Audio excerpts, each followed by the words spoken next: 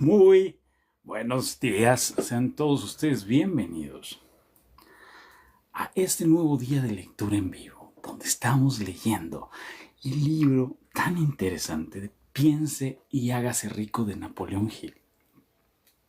Este libro tiene, creo que ya 100 años, y a pesar de tener tanto tiempo, muy buenos días Emilia, a pesar de tener tanto tiempo, este libro sigue vigente. Y está lleno de historias, ¿no? Ya nos contó algunas. Ayer esta historia interesante de la niña que fue por los 50 centavos y casi la golpeaban y le decían vete y ella decía sí, pero nunca se fue.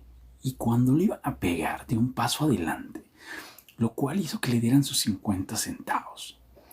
Entonces también esa parte, ¿cómo la vamos a aprovechar nosotros? ¿Cómo vamos a transformar estas historias que estamos recibiendo de Napoleón Hill y las vamos a aplicar en nuestro día a día? ¿Cómo estás, Carlita? Buenos días. Buenos días, Dark MX. Ángel, buenos días.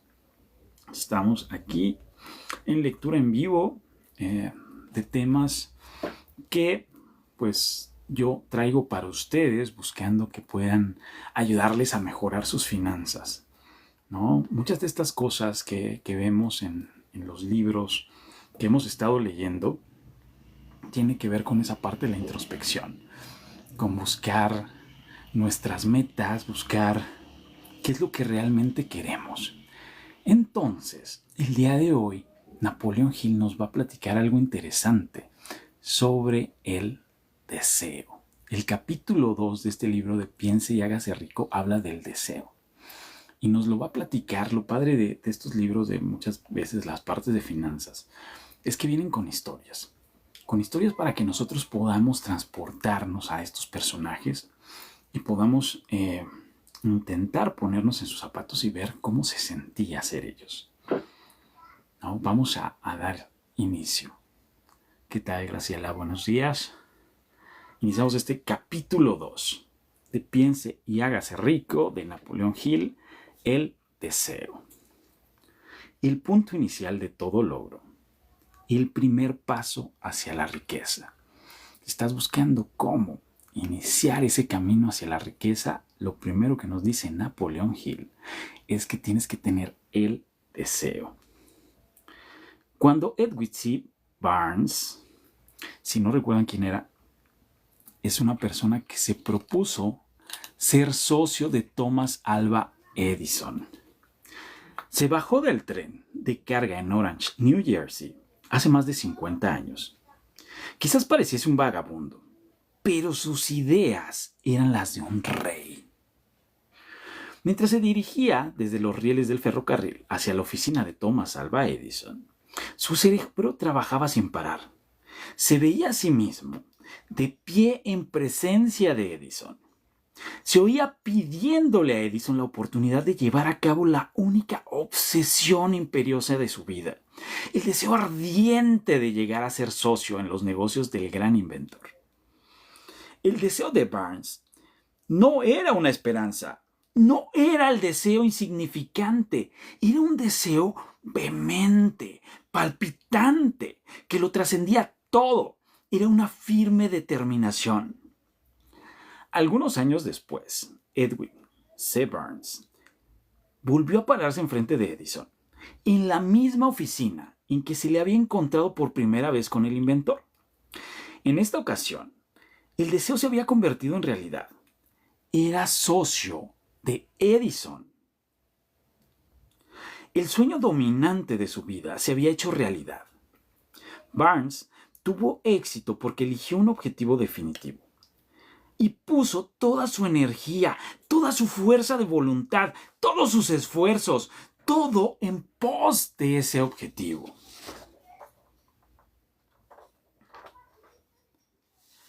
El hombre que quemó puentes. Pasaron 5 años antes de que apareciera la oportunidad que había estado buscando. Para todos, excepto para él. Solo parecía una parte más del engranaje de los negocios de Edison.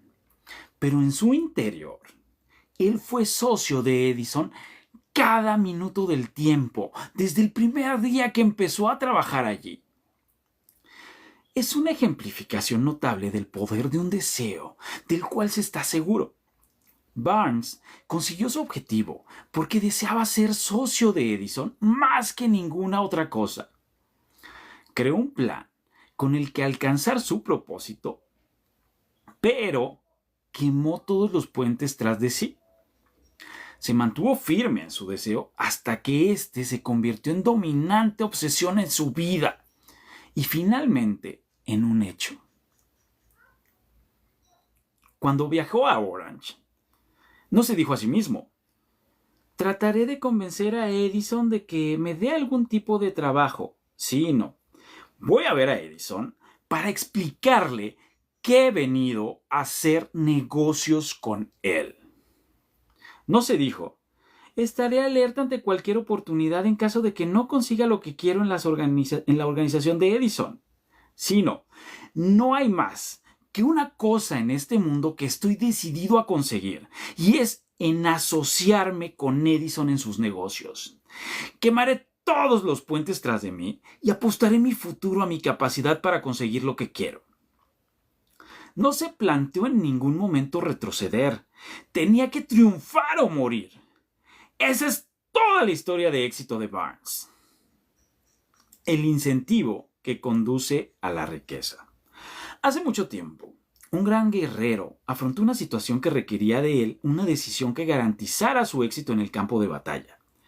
Estaba en punto de enviar sus tropas contra un enemigo poderoso, cuyos hombres superaban a los suyos en número. Embarcó a sus soldados, navegó hacia el país enemigo, desembarcó a todos sus soldados y equipos y dio la orden de quemar las embarcaciones que los habían llevado hasta allí. Al dirigirse a sus hombres, antes de la primera batalla, dijo: vean cómo los barcos se convierten en humo. Eso significa que no podremos dejar estas playas vivos a menos que ganemos. Ahora no tenemos opción. Venceremos o moriremos. Y vencieron.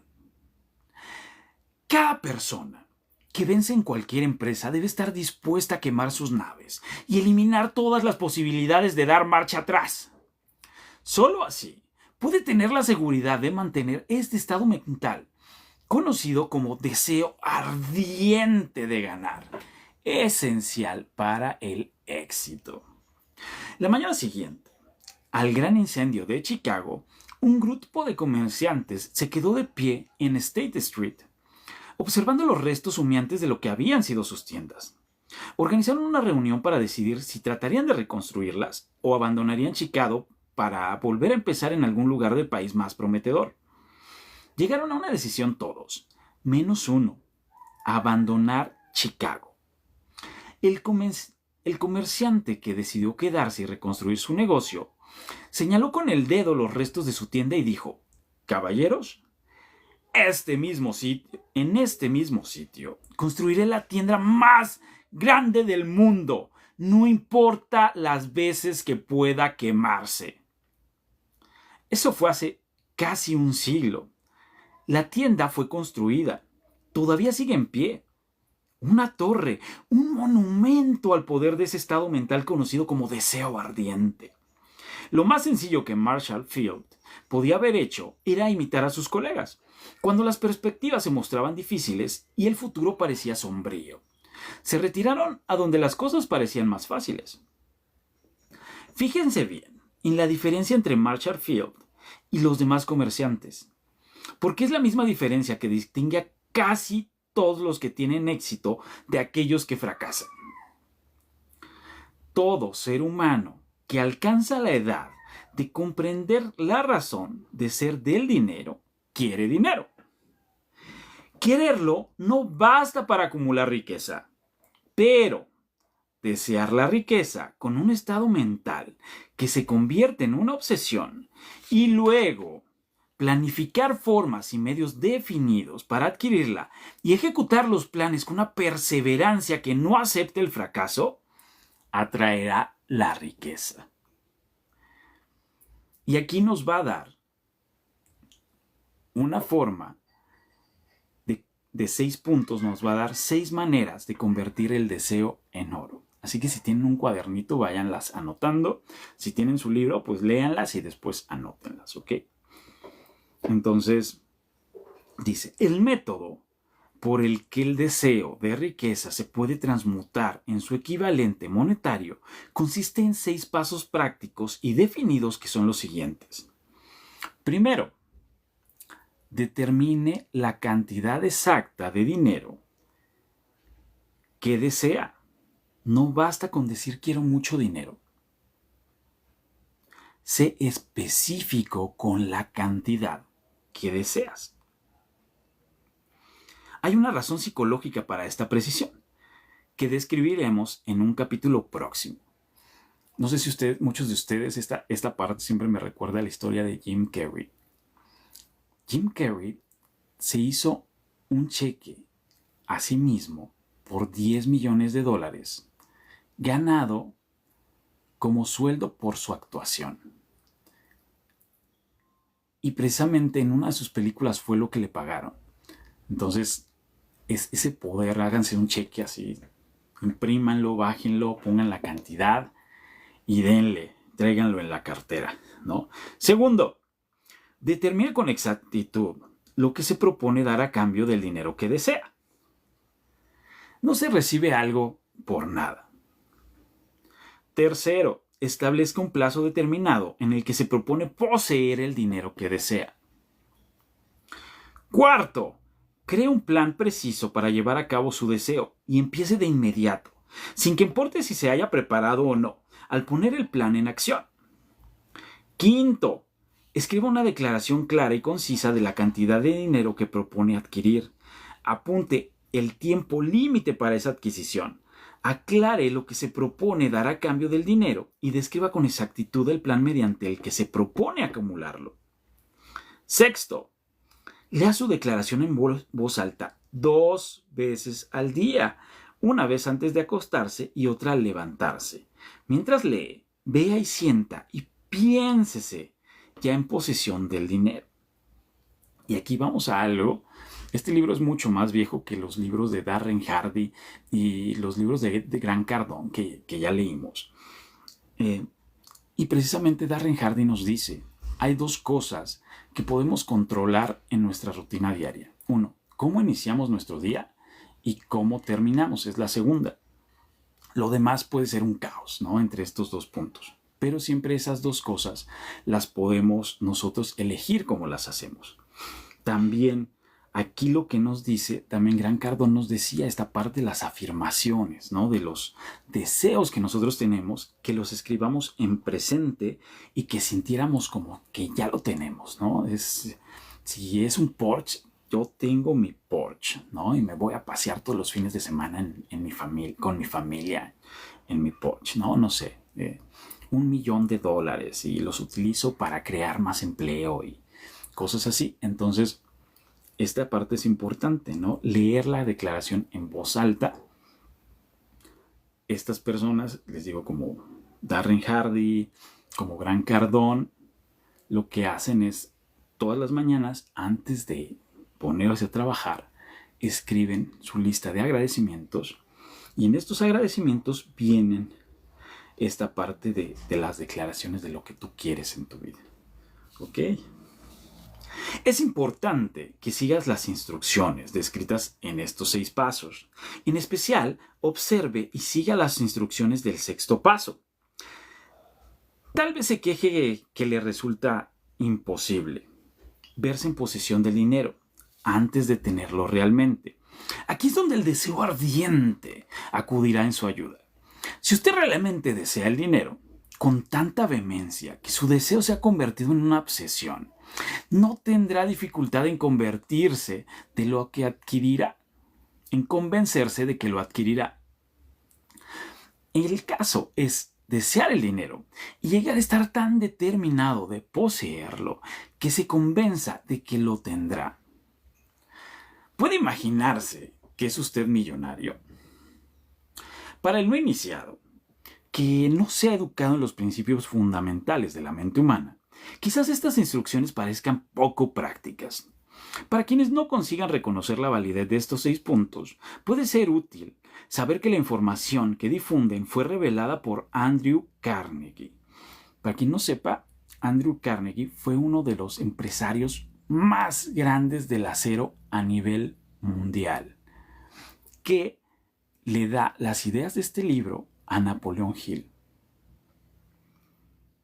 el cual empezó como un obrero común en una siderúrgica, pero se las arregló pese a sus humildes comienzos para que estos principios le rindieran una fortuna de más de 100 millones de dólares. Y 100 millones de dólares en 1900. Entonces, eso traído a fecha actual serían miles de millones de dólares. Como ayuda adicional, quizás les sirva saber que los 6 puntos recomendados aquí fueron cuidadosamente estudiados por el difunto Thomas Alva Edison, que puso su sello de aprobación en ellos por ser esenciales, no solo para la acumulación de dinero, sino para la consecución de cualquier objetivo. Estos pasos no requieren trabajo duro, tampoco sacrificio, no le exigen a uno que se vuelva ridículo ni crédulo. Para utilizarlos no hace falta educación superior, pero la aplicación eficaz de estos 6 pasos exige la suficiente imaginación que nos permita ver y comprender que la acumulación de dinero no se puede dejar al azar, a la buena suerte o al destino. Uno debe darse cuenta de que todos los que han acumulado grandes fortunas primero han soñado, deseado, anhelado, pensado y planificado antes de haber adquirido el dinero. Llegados a este punto, usted sabrá también que nunca tendrá riquezas grandes en cantidades a menos que pueda llegar a ser la viva expresión del deseo ardiente por el dinero y que realmente crea que lo poseerá.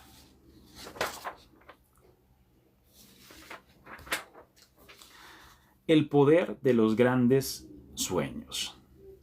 A quienes nos encontramos en esta carrera hacia la riqueza, debe animarnos saber que este mundo cambiante exige nuevas ideas, nuevas maneras de hacer las cosas, nuevos líderes, nuevos inventos, nuevos métodos de enseñanza, nuevos métodos de venta, nuevos libros, literatura nueva, nuevos programas de televisión, nuevas ideas del cine, nuevas ideas de contenido, de streaming, de todo eso. Tras toda esta demanda de cosas nuevas y mejores, hay una cualidad que uno debe poseer para ganar, y es la claridad del propósito, el conocimiento exacto de lo que uno quiere y un deseo ardiente de poseerlo. Los que deseamos acumular riqueza debemos recordar que los verdaderos líderes del mundo han sido siempre hombres que han sabido dominar para su uso práctico las fuerzas invisibles e intangibles de la oportunidad que está por surgir, y han convertido esas fuerzas o impulsos de pensamiento en rascacielos, fábricas, aviones, automóviles y toda forma de recursos que hace la vida más placentera.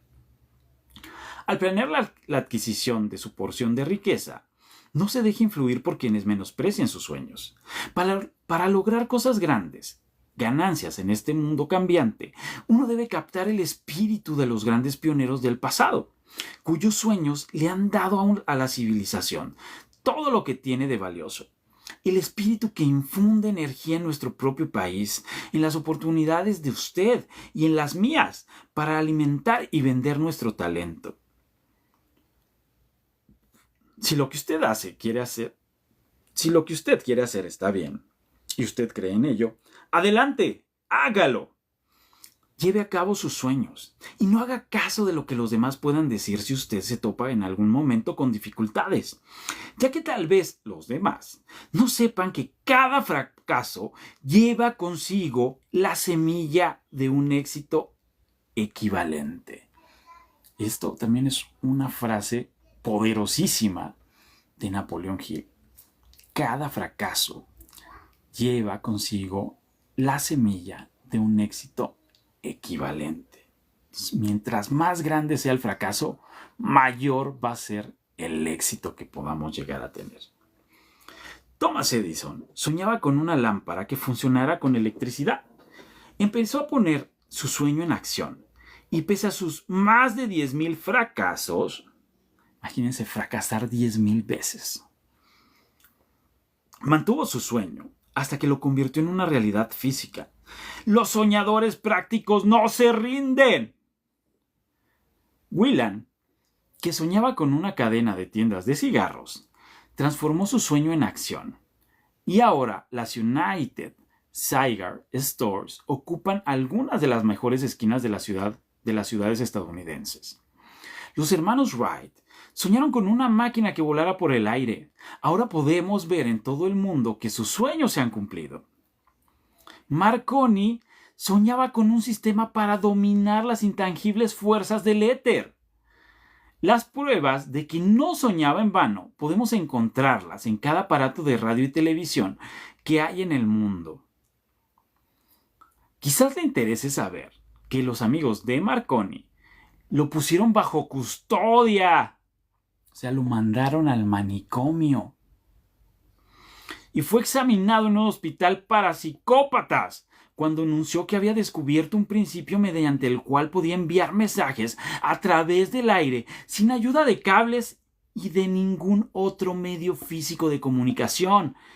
A los soñadores de hoy en día les va mejor. El mundo está lleno de una abundancia de oportunidades que los soñadores del pasado jamás conocieron. ¿Cómo hacer que los sueños despeguen de la plataforma de lanzamiento? Un deseo ardiente de ser y hacer es el punto inicial desde el que el soñador debe lanzarse. Los sueños no nacen de la indiferencia, pereza o falta de ambición. Recuerde que todos los que consiguen triunfar tienen un mal comienzo y pasan por muchas dificultades antes de llegar. El cambio en la vida de la gente de éxito suele surgir en el momento de alguna crisis, a través de la cual les es presentado su otro yo. John Bunyan escribió Pilgrim's Progress, que cuenta entre lo mejor de la literatura inglesa. Después de haber estado confinado en prisión y haber sido duramente castigado a causa de sus ideas sobre la religión. O. Henry descubrió el genio que dormía en su interior después de haber conocido graves infortunios y estar encarcelado en Columbus, Ohio.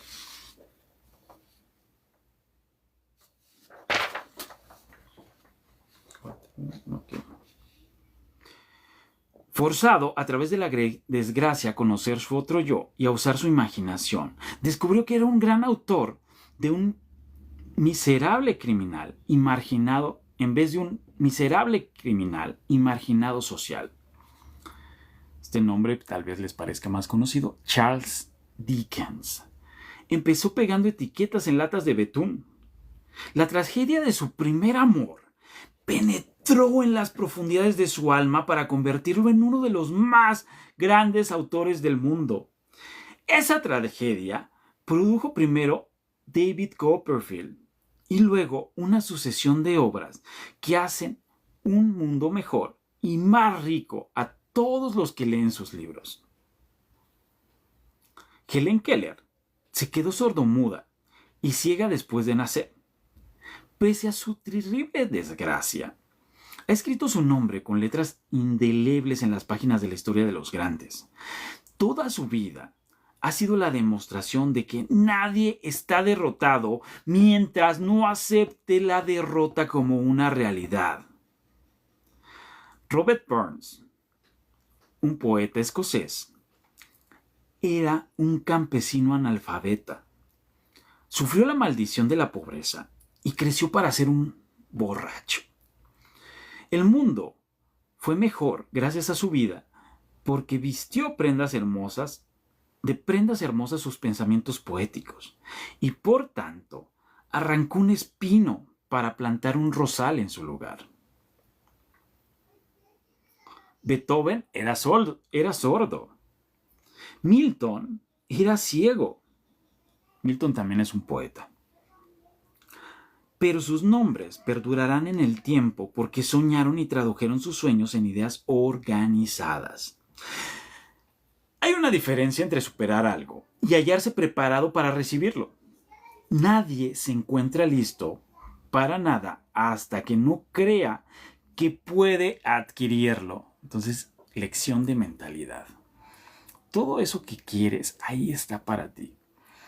Pero si no estás listo para recibirlo, si no crees que puedas recibirlo, no va a llegar.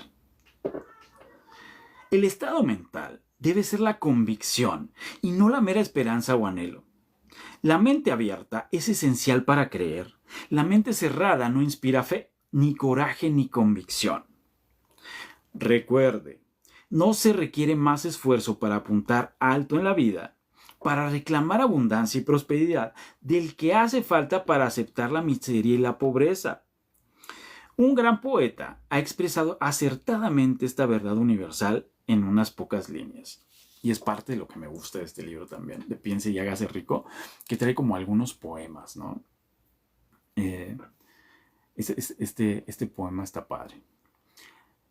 Hice un pacto con la vida por un penique, y la vida no me dio más. Sin embargo, le imploré a la noche, cuando contaba mis escasos bienes, porque la vida es un empleador justo, te da lo que pides. Pero cuando has fijado el precio, debes aguantar la tarea. Trabajé por un insignificante salario, solo para descubrir perplejo que cualquier paga que le hubiera pedido a la vida, ésta me la hubiera pagado de buen agrado. El deseo es más listo que la madre naturaleza. Como culminación adecuada de este capítulo, quiero presentar a una de las personas más excepcionales que he conocido. Lo vi por primera vez, pocos minutos después de que hubiera nacido. Vino a este mundo sin ningún rastro físico de oído. Y el médico admitió, cuando le pedí su opinión sobre el caso, que el niño sería sordomudo toda la vida. Yo me opuse a la opinión del médico. Estaba en mi derecho. Yo era el padre del niño. Tomé una decisión y me formé una opinión. Pero expresé esa opinión en silencio, en el fondo de mi corazón. En mi interior, supe que mi hijo oiría y hablaría. ¿Cómo? Estaba seguro de que tenía que haber una manera y sabía que la encontraría. Pensé en las palabras del inmortal Emerson. El curso de las cosas acontece para enseñarnos la fe. Solo necesitamos estar atentos. Hay indicadores clave para cada uno de nosotros, y si escuchamos con humildad, oiremos la palabra justa. ¿La palabra justa? Deseo. Mucho más que ninguna otra cosa. Yo deseaba que mi hijo no fuera sordomudo. De ese deseo no me alejaré jamás, ni por un segundo.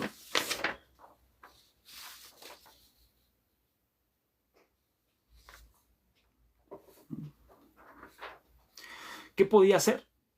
¿Encontraría alguna forma de trasplantar a ese niño mi propio deseo ardiente, de dar con maneras y medios de hacer llegar el sonido a su cerebro sin ayuda de los oídos? Tan pronto como el niño fuese lo bastante mayor para cooperar, le llenaría la cabeza de tal manera que ese deseo ardiente, que la naturaleza lo traduciría en realidad con sus propios métodos. Todos estos pensamientos pasaron por mi mente, pero no hablé de ello con nadie. Cada día renovaba la promesa que me había hecho a mí mismo de que mi hijo no sería sordomudo. Cuando creció, empezó a percibir las cosas que lo rodeaban. Notamos que mostraba débiles indicios de que oía. Cuando alcanzó la edad en que los niños suelen empezar a emitir palabras, no hizo intento alguno de hablar, pero sus actos Por sus actos, podíamos deducir que percibía ciertos sonidos. Eso era todo lo que quería saber.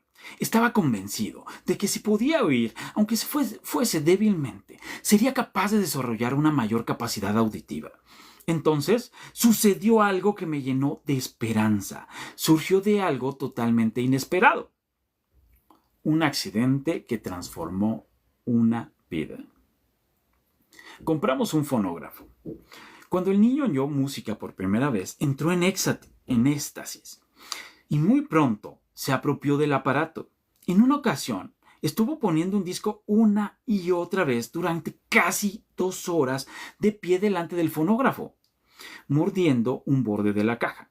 La importancia de esa costumbre que adquirió no se nos hizo patente sino hasta años después, ya que nunca habíamos oído hablar del principio de la conducción ósea del sonido. Poco después de que se apropió hacia del fonógrafo, descubrí que podía oírme con claridad cuando le hablaba con los labios junto a su hueso mastoideo. Esto es decir, en la base del cráneo, aquí por la parte de atrás. Una vez hubiese descubierto que podía oír perfectamente el sonido de mi voz, empecé de inmediato a transferirle mi deseo de que oyese y hablase. Pronto descubrí que el niño disfrutaba cuando le contaba cuentos antes de dormirse, de modo que me puse a trabajar para idear historias que estimularan su confianza en sí mismo, su imaginación y un agudo deseo de oír y ser normal. Había un cuento en particular en el que yo hacía hincapié, dándole un renovado matiz dramático cada vez que se lo contaba. Lo había inventado para sembrar en su mente la idea de que su dificultad no era una pesada carga, sino que era una ventaja de gran valor. Pese al hecho de que todas las maneras de pensar que yo había examinado indicaban que cualquier adversidad contiene la semilla de una ventaja equivalente, debo confesar que no tenía ni la menor idea de cómo se podía convertir esa dificultad en una ventaja. Ganó un mundo nuevo con 6 centavos. Al analizar la experiencia retrospectivamente, puedo ver que su fe en mí tuvo mucho que ver con los sorprendentes resultados. Él no cuestionaba nada de lo que yo le dijera. Le vendí la idea de que tenía una ventaja original sobre su hermano mayor y que esa ventaja se reflejaría de muchas maneras. Por ejemplo, los maestros de la escuela se darían cuenta de que no tenía oído y por ese motivo le dedicarían una atención especial y lo tratarían con una amabilidad y una benevolencia extraordinarias. Siempre lo hicieron. También le vendí la idea de que cuando fuese lo bastante mayor para vender periódicos, su hermano mayor era ya vendedor de periódicos, tendría una gran ventaja sobre su hermano porque la gente le pagaría más por su mercancía debido a que verían que era un niño brillante y emprendedor pese al hecho de carecer de audición. Cuando tenía unos 7 años, mostró la primera prueba de que nuestro método de apoyo rendía sus frutos. Durante varios meses imploró el privilegio de vender periódicos, pero su madre no le daba el consentimiento. Entonces, se ocupó por su cuenta del asunto. Una tarde, en que estaba en casa con los sirvientes, trepó por la ventana de la cocina, se deslizó hacia afuera y se estableció por su cuenta. Le pidió prestados 6 centavos al zapatero del vecindario. Los invirtió para comprar periódicos. Los vendió, reinvirtió el capital y repitió la operación hasta el anochecer. Después de hacer balance de sus negocios y de devolverle a su banquero los 6 centavos que le había prestado, se encontró con un beneficio de 42 centavos. Cuando volvimos a casa aquella noche, lo encontramos durmiendo en su cama, apretando el dinero con un puño. Su madre le abrió la mano, cogió las monedas y se puso a llorar. A mí me sorprendió. Llorar por la primera victoria de su hijo me pareció fuera de lugar. Mi reacción fue la inversa. Reí de buena gana porque supe que mi empresa en inculcar la mente de mi hijo con una buena actitud de fe en sí mismo había tenido éxito. Su madre veía un niño sordo que, en su primera aventura comercial, se había escapado a la calle y había arriesgado su vida para ganar dinero. Yo veía a un hombrecito de negocios valiente, ambicioso y lleno de confianza en sí mismo, cuyo valor intrínseco se había incrementado en un 100% al haber ido a negociar por su cuenta y haber ganado. La transacción me agradó porque había dado pruebas de que la riqueza de recursos lo iba a acompañar durante toda su vida. El pequeño niño sordo que oyó. El pequeño sordo asistió a la escuela, al instituto y a la universidad, sin que fuese capaz de oír a sus maestros, excepto cuando le gritaban fuerte a corta distancia. No asistió a una escuela para sordos. No le permitimos que aprendiese el lenguaje de señas. Habíamos decidido que viviese una vida normal y mantuvimos esa decisión, aunque nos costó muchas discusiones acaloradas con funcionarios escolares. Cuando estaba en el bachillerato, probó un aparato eléctrico para mejorar la audición, pero no le dio resultado. Durante su última semana en la universidad, sucedió algo que le marcó el hito más importante de su vida. En lo que pareció una mera casualidad, entró en posesión de otro aparato eléctrico para oír mejor que le enviaron para probar. Estuvo indeciso de probar el aparato, debido a su desilusión que había tenido con otro aparato similar. Finalmente lo agarró. Se lo puso en la cabeza, le conectó las baterías y ¡sorpresa! Como por arte de magia, su deseo de toda la vida de oír normalmente se convirtió en realidad. Por primera vez, oía tan bien como cualquier persona con audición normal. Rebosante de alegría, con el mundo diferente que acababa de percibir a través de ese aparato auditivo, se precipitó al teléfono, llamó a su madre y oyó su voz a la perfección. Al día siguiente, oía con claridad las voces de sus profesores en clase.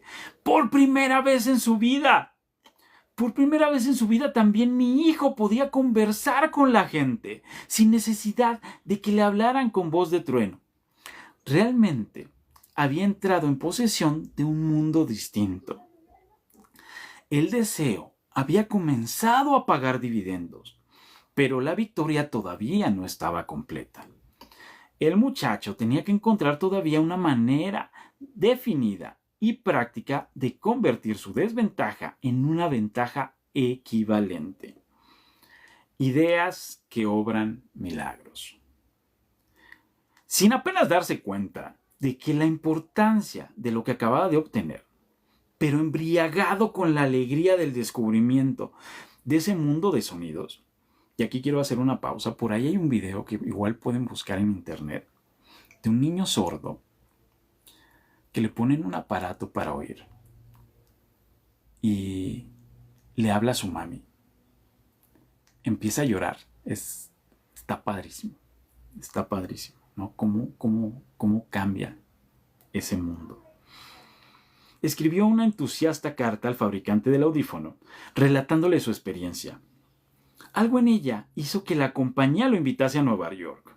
Cuando llegó, lo llevaron a visitar la fábrica y mientras hablaba con el ingeniero jefe, contándole de su mundo recién descubierto, una corazonada, una idea o una inspiración, llámenla como quieran, destelló en su cerebro. Era ese impulso del pensamiento que convertía su dificultad en una ventaja, destinada a pagar dividendos en dinero y felicidad por millares durante todo el tiempo venidero. El resumen y el núcleo de ese impulso de pensamiento era así. Se le ocurrió que él podría ser de gran ayuda para los millones de sordos que viven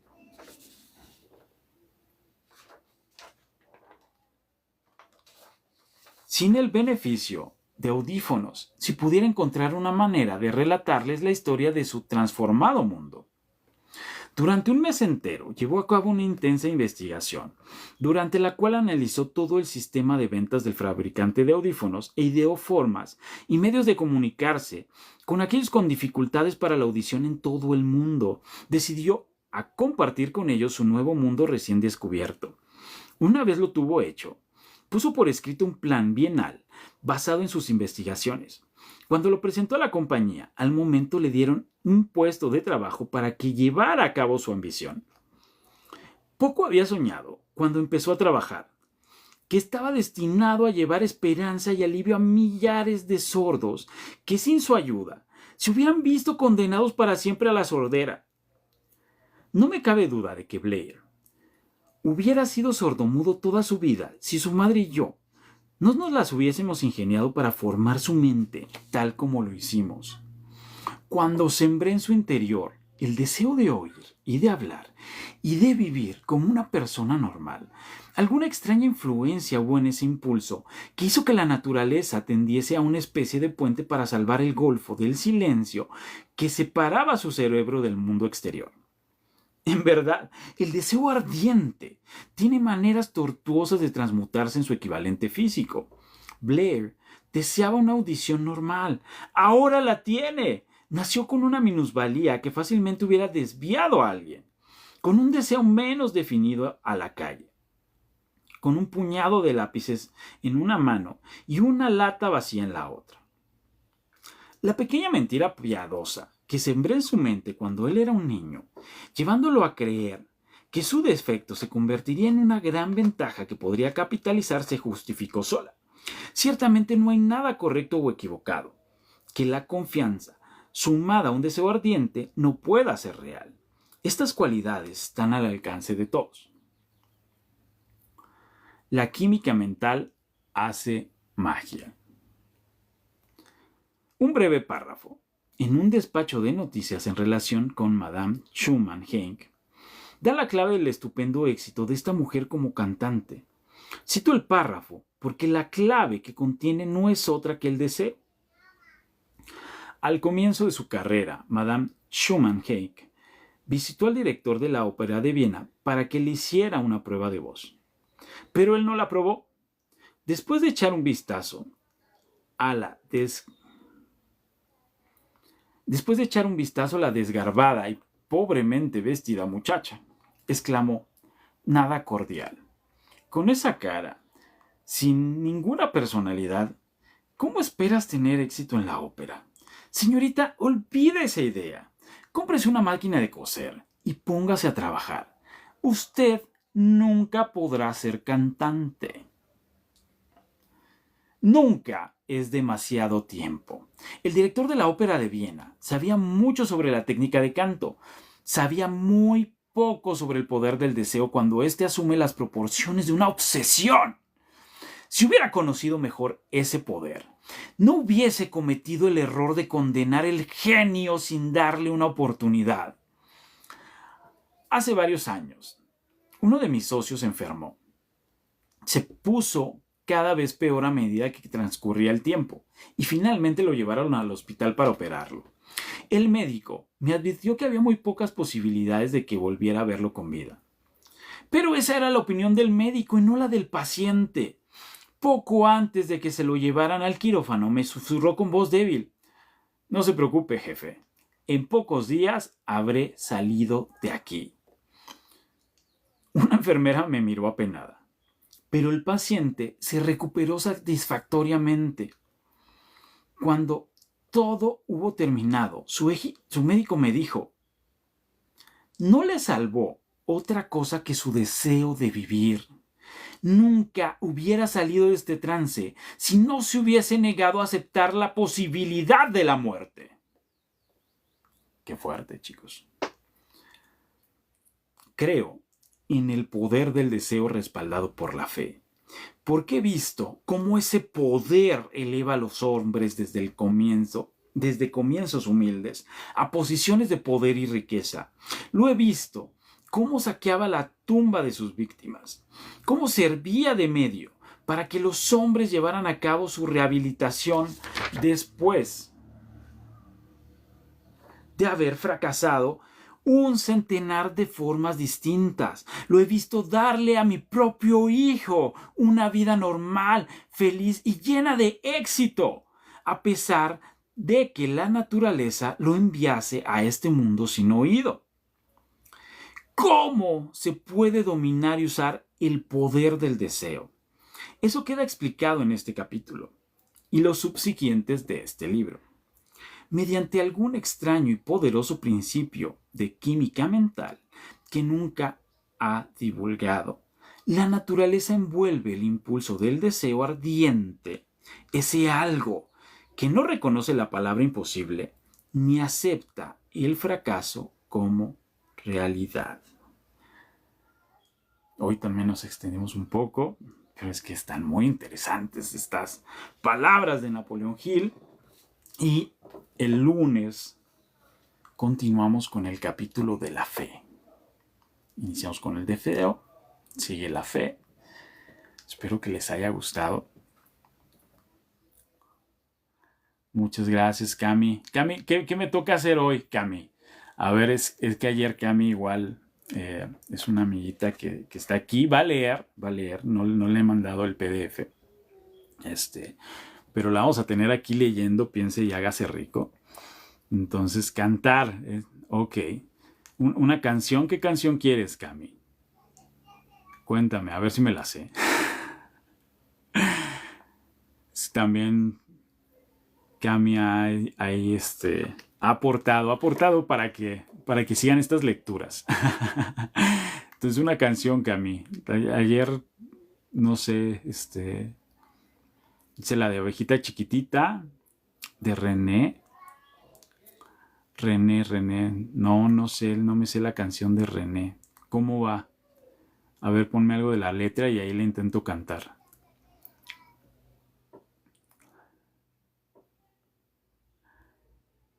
Es que ayer,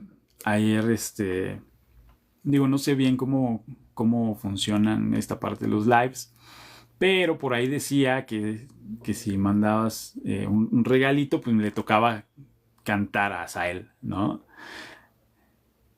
Ay, mira, mi papá también por ahí ya me mandó. De Lara Campos. Híjole, a ver. Déjenme abro la compu. Vamos a buscar la canción de René porque pues no le puedo quedar mal a Cami. Vamos a ver. René de Lara Campos. Ay, es que este pato me quitó el internet. Vamos a quitar esto. Ok. René de Lara Campos. Vamos a ver. Claro que sí. Si le dije a tu mami, le voy a pasar el libro para que nos ayudes con el capítulo. Hay unas páginas, si quieres, en el capítulo de la fe. Espero que te haya gustado este capítulo. Muy padre la historia del hijo de Napoleón Hill.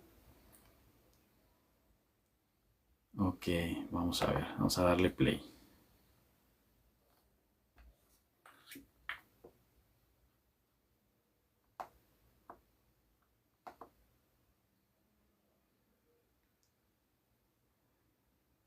Gracias, lo hago con mucho amor para todos ustedes.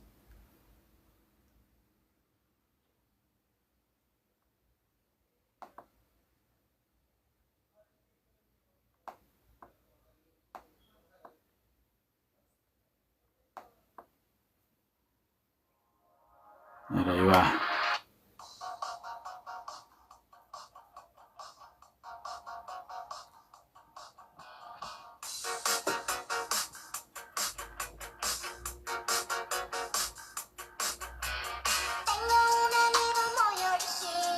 Tengo un amigo muy original. Vive en un pantano y le gusta brincar. Es una pequeña rana y le gusta mirar de las estrellas de los charcos y con la luna bailar. René, de la captura mueve los pies. René. Es el amo de la fiesta. Y en viernes, miren, ¿no? Venga. Salta, salta, salta. Los pies. Salta. Vamos, René. Salta, salta. Es jump en inglés. Eso. Espero que les haya gustado. Si ustedes igual tienen algún reto por ahí que les deba, me avisan. Besitos, Cami. A ti y a tu mami. Les mando un fuerte abrazo. Igual para la próxima me pases ahí. Es que no la puse con letra, pero pues bueno. Hice playback. Espero que te haya gustado. Que tengan un excelente fin de semana. Nos vemos el lunes con este capítulo de la fe que está padrísimo también. Me gustan estas historias que cuenta Napoleón Hill. Y aparte, imagínense, estas historias tienen más de 100 años. Cuando él dice, hace 50 años, este libro es como por ahí de 1920 y tantos. Entonces es de 1800, ¿no? Cuando se está refiriendo. O sea, no es algo tan cercano. Y a pesar de ello se siente como si fuera hace poquito. Entonces quiero agradecerle a todos los que están aquí. Gracias por quedarse hasta el final. Gracias Carlita, Cami, papá, Riot, In My Mind y Mili Cruz. Un abrazote, cuídense mucho. Nos vemos el lunes a las 11 de la mañana. Que tengan un excelente fin de semana.